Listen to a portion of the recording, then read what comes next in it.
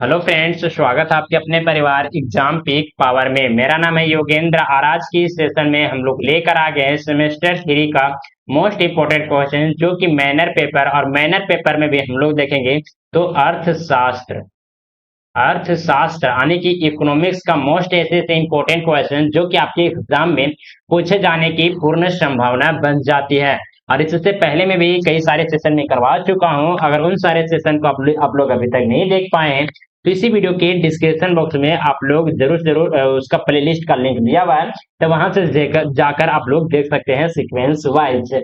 और मैं बता दूं कि अभी तक आप लोग इस सेशन को लाइक नहीं किए हैं तो पहले तो सेशन को लाइक कीजिए, अपने दोस्तों के साथ शेयर कीजिए और चैनल को सब्सक्राइब करना बिल्कुल भी ना भूलें। ताकि फ्रेंड्स मैं बता दूं कि आपको सेमेस्टर 1 से लेकर सेमेस्टर 8 तक यहाँ पे कंप्लीट तैयारी करवाया जाएगा। और जिन भी स्टूडेंट को अगर पीडीएफ परचेज करना होगा तो आप लोग इस नंबर पे कांटेक्ट कर सकते हैं, 94 30 70 2606।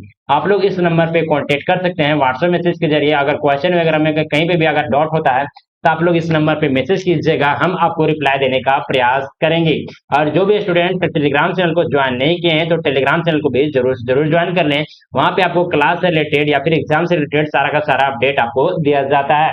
तो चलिए क्वेश्चन में पूछा क्या जा रहा है उसको हम लोग देखेंगे।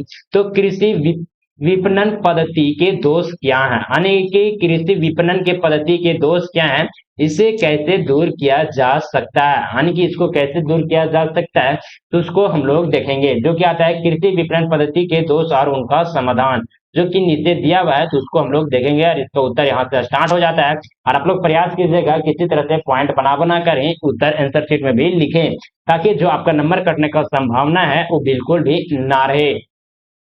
तो चलिए हम लोग देखते हैं जो कि आता है फर्स्ट पॉइंट, कृषि विपणन पद्धति के दोष, यानी कि कृषि विपणन पद्धति के कौन कौन से दोष हैं तो उसके बारे में हम लोग पहले देखेंगे। जो कि आता है फर्स्ट पॉइंट आता है मध्यकरण, मध्यमकरण। कृषि उत्पादकों का मध्यमकरण, यानी कि उसके बाजार में बाजार में माध, माध्यमन की प्रक्रिया अक्सर किसानों को क्या करता है तो नुकसान पहुंचाती है।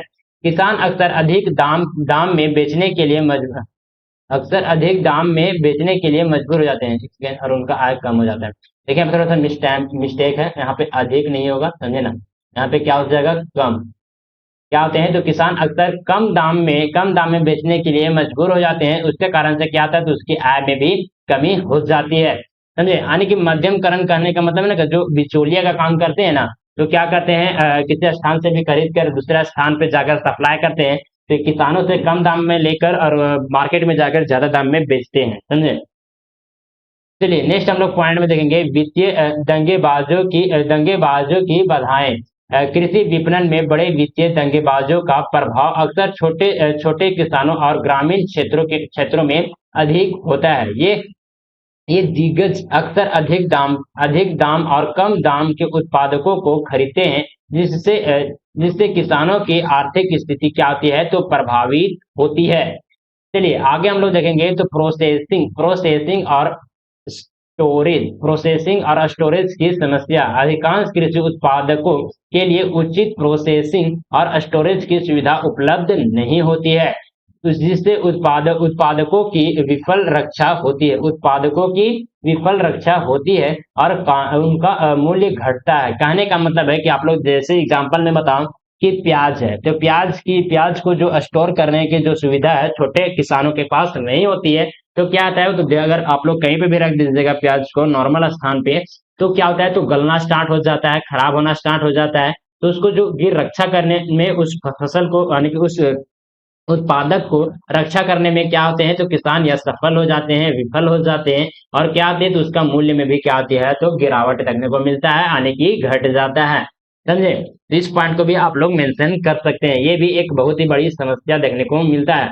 अब लोग चलिए नेक्स्ट पॉइंट में आते हैं, इन दोषों का समाधान, यानी कि ये जो दोष है इसको हम किस किस किस माध्यम से समाधान कर सकते हैं तो उसके बारे में हम लोग देखेंगे। जो क्या आता है फर्स्ट में कृषि संगठनों का सुधार। कृषि संगठनों का बढ़ावा देना चाहिए जो किसानों को समृद्ध बाजार पहुंचाने में क्या करें तो मदद कर सकते हैं। इन संगठनों के माध्यम से किसान अपने उत्पादकों को अधिक दाम पर क्या करेंगे तो बेच सकते हैं।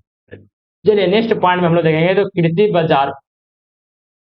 कृषि बाजारों में सुधार, कृषि बाजारों में प्रौद्योगिकी और वित्तीय समावेशन के माध्यम से सुधारा जा सकता है। इससे उत्पादकों की बेहतर रक्षा और उनके उचित मूल्यों में क्या होती है, तो बिक्री हो सकती है।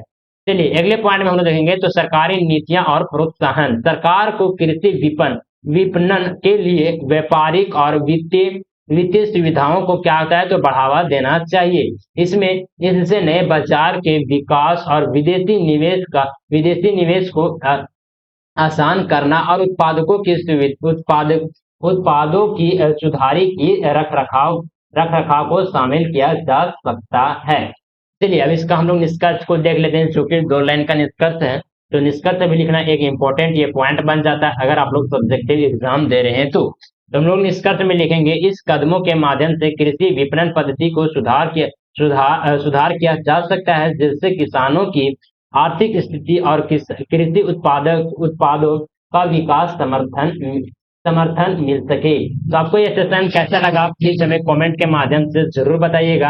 अगर आपको ये सेशन अच्छा लगा होगा तो पहले तो सेशन को लाइक कीजिए, अपने दोस्तों के साथ शेयर कीजिए, और अभी तक चैनल को सब्सक्राइब नहीं किए हैं तो चैनल को भी जरूर से जरूर सब्सक्राइब करके बेल आइकन को प्रेस कर लें। और मैं बता दूं कि अगर आप लोग को पीडीएफ अगर परचेज करना होगा तो आप लोग इस नंबर पे कांटेक्ट कर सकते हैं, जो कि नंबर है 9430702606। आप लोग इस नंबर पे व्हाट्सएप मैसेज कर दीजिएगा, आपको रिप्लाई भी दे दिया जाएगा अगर कोई भी क्वेश्चन में डाउट वगैरह आपका फंस जाता है तो।